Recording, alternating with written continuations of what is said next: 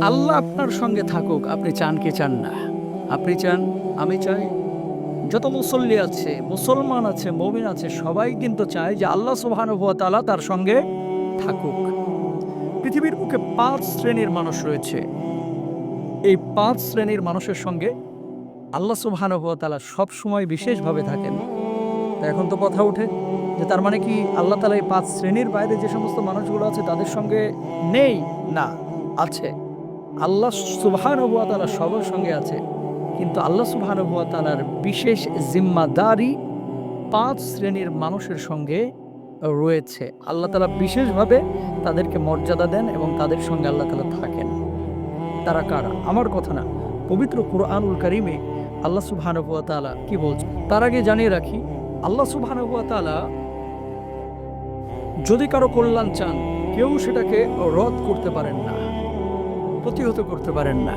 আল্লাহ তাআলা যদি কারো অকল্যাণ চান, তাহলে সেটাকে প্রতিরোধ বা প্রতিহত কেউ করতে পারেন না। কোন ৫ শ্রেণীর মানুষ আমরা আপনাদেরকে জানাচ্ছি কোরআন থেকে, একটু শুনুন যে আল্লাহ সুবহানাহু ওয়া তাআলা কি বলছেন। প্রথমত আল্লাহ রাব্বুল আলামিন যারা দয়াশীল, মানুষকে যারা দয়া করে, অনুগ্রহ করে এবং যারা আল্লাহকে ভয় করে তাদের সঙ্গে থাকেন। আল্লাহ তাআলা কি বলছেন? সূরা নাহলের ১২৮ নম্বর আয়াত। আল্লাহ রাব্বুল আলামিন বলছেন, ইন্নাল্লাহা মা'আল্লাযীনা ইত্তাকাও ওয়াল্লাযীনা হুম মুহসিনুন।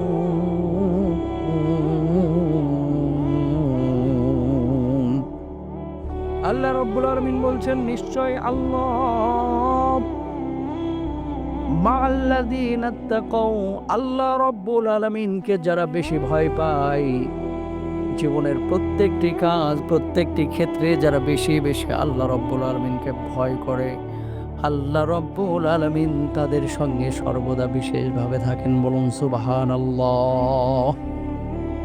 একজন মুমিন যখন নামাজ পড়বে, কার জন্য পড়বে? আল্লাহর জন্য পড়বে। রোজা করবে কার জন্য? আল্লাহর জন্য। হজ করবে কার জন্য? আল্লাহর জন্য। একজন মুমিন, একজন মুসলমান সুদ বর্জন করবে আল্লাহর জন্য, ঘুষ বর্জন করবে আল্লাহর জন্য। সকালবেলায় ঘুম থেকে মনটা চাচ্ছে না কাঁথা কম্বল সরিয়ে ফজরের নামাজে অংশ নিতে, কিন্তু তারপরও আল্লাহকে ভালোবেসে সে উঠে যাবে। আল্লাহকে মহাব্বত করে, আল্লাহকে ভয় করে সে উঠে যাবে, ফজরের নামাজে জামাতে শরীক হবে। কনকনে শীতের রাত্রে শীতকে শীত মনে না করে শীতল পানি দিয়ে, ঠান্ডা পানি দিয়ে উঁচু করে ফজরে অংশগ্রহণ করবে। দিনের বেলায় সব কাজ ফেলে আগে নামাজকে প্রায়োরিটি দেবে। যদি আল্লাহকে কেউ এইভাবে ভয় করে হালাল জীবনযাপন করে, আল্লাহর বিধিবিধান মেনে চলে, আল্লাহ রাব্বুল আলামিন তার সঙ্গে সর্বদা থাকেন। বলুন সুবহানাল্লাহ। ২ নম্বর আল্লাহ রাব্বুল আলামিন সূরা তাহার ৪৬ নম্বর আয়াতের মধ্যে বলছেন, যারা আল্লাহ রাব্বুল আলামিনের পথে মানুষকে আহ্বান করে তাদের সঙ্গে আল্লাহ রাব্বুল আলামিন থাকেন। মূসা আলাইহিস সালাতু ওয়াস সালাম আর হারুন আলাইহিস সালাতু ওয়াস সালাম যখন ফিরআউনের কাছে আল্লাহর আদেশে দাওয়াত নিয়ে গেল, তারা এই জালেমের সামনে যাইতে ভয় পাচ্ছিলেন। আল্লাহ রাব্বুল আলামিন ওই মূসা এবং হারুন আলাইহিমাস সালাতু ওয়াস সালামকে বললেন, ও মূসা ও হারুন, তোমরা ভয় পেও না। রাব্বুল আলামিন বললেন, ক্বালা লা তাখাফা ইন্নানী মা'কুমা আসমাউ ওয়া আরা। আল্লাহু আকবার। আল্লাহ রাব্বুল আলামিন বললেন, লা তাখাফা, খবরদার তোমরা দুইজন ভয় পাও না, ভয় পেও না। ইন্নানী মাকুমা, আমি আল্লাহ রাব্বুল আলামিন ফিরআউনের কাছে তোমাদেরকে পাঠাচ্ছি, একা একা পাঠিয়ে দিচ্ছি না। যদিও তোমরা দুইজন যাচ্ছ, আমি আল্লাহ রাব্বুল আলামিন তোমাদের সার্বক্ষণিকে আমি পর্যবেক্ষণ করছি, তোমাদেরকে শুনছি এবং দেখছি। সুতরাং ভয় পাওয়ার কোনো কারণ নাই, আল্লাহ রাব্বুল আলামিন তোমাদের সঙ্গে থাকবে। বলুন সুবহানাল্লাহ। ২ নম্বর, তাহলে আল্লাহর পথে যারা আহ্বান করে, দাওয়াতি কাজ যারা করে, সাহায্য করেন কে? আল্লাহ। ২ নম্বরে গেল। ৩ নম্বর আল্লাহ রাব্বুল আলামিন সূরা আশ-শুআরা ৬৫ নম্বর আয়াতের মধ্যে বলছেন, কোনো মানুষ যখন আল্লাহর বিধান কায়েম করতে গিয়ে বিপদ আপদের সম্মুখীন হন, আল্লাহ রব্বুল আলামিন তাদেরকেও সাহায্য করেন।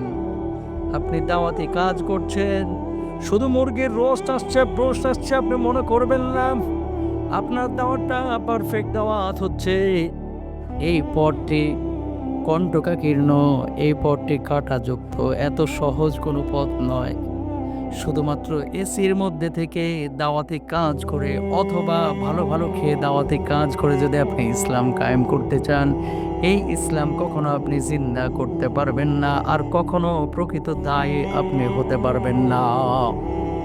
আল্লাহ রাব্বুল আলামিন কাদের সঙ্গে থাকেন? যারা বিপদগ্রস্ত মুমিন, আল্লাহর পথে যারা দাওয়াতি কাজ করে, ইসলামের জন্য, দ্বীনের জন্য, কোরআনের জন্য, আল্লাহর বিধিবিধানের জন্য যারা ত্যাগ তিতিক্ষা সাধনা পরিশ্রম করে, আল্লাহ রাব্বুল আলামিন তাদেরকে সাহায্য করেন। যেভাবে মূসা আলাইহিস সালাতু ওয়াস সালামের কওমকে ফিরআউনের রোশানল থেকে আল্লাহ রাব্বুল আলামিন হেফাজত করেছিলেন। আল্লাহ রাব্বুল আলামিন কি বলছেন? ওয়া আনজাইনা মূসা ওয়া মান মাআহু আজমাইন।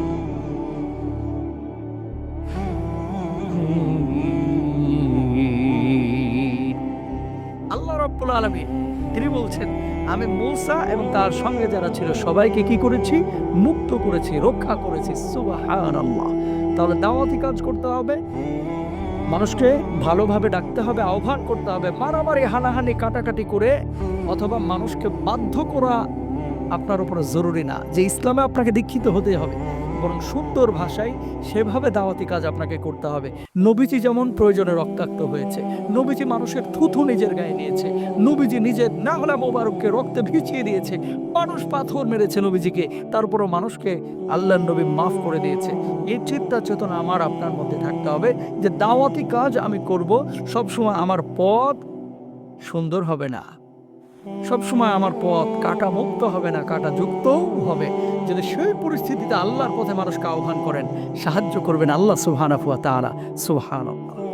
4 নম্বর আল্লাহ রাব্বুল আলামিন সূরা তওবার 40 নম্বর আয়াতের মধ্যে বলছেন, আল্লাহর পথে যারা হিজরত করে, আল্লাহর জন্য, আল্লাহর নবীর জন্য যারা হিজরত করে, দ্বীনের সাথে যারা হিজরত করে, আল্লাহ রাব্বুল আলামিন তাদের সঙ্গে হয়ে যান। সুবহানাল্লাহ।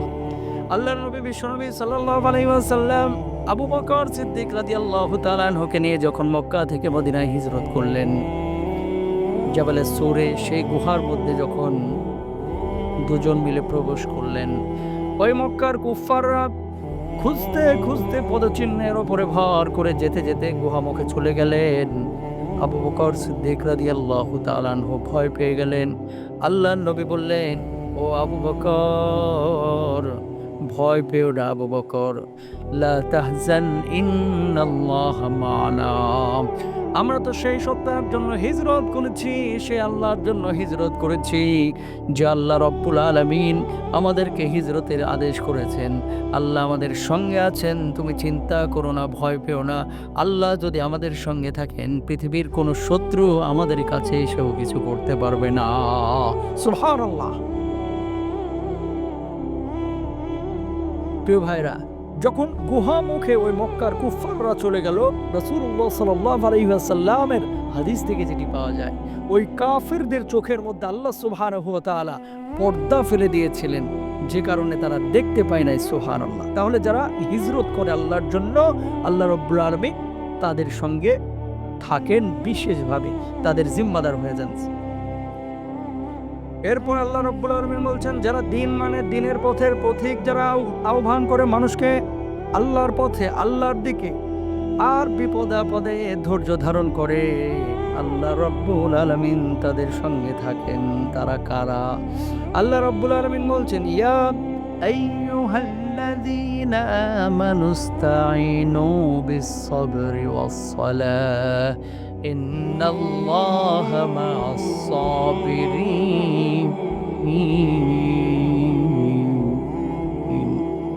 আল্লাহ রাব্বুল আলামিন বলছেন, হে ঈমানদারগণ, নামাজ এবং ধৈর্যের মাধ্যমে আল্লাহর কাছে সাহায্য প্রার্থনা করো।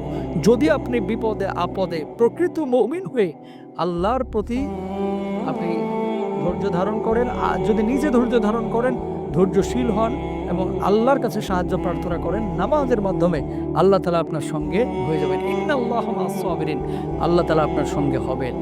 এই 5 শ্রেণীর মানুষ যারা আল্লাহর বিশেষ জিম্মাদারি লাভ করে, আমরা চেষ্টা করবো ইনশাআল্লাহ তাআলা প্রত্যেকেই এই 5 শ্রেণীর মানুষ হতে। আল্লাহ তাআলা তৌফিক দান করুন, আমিন।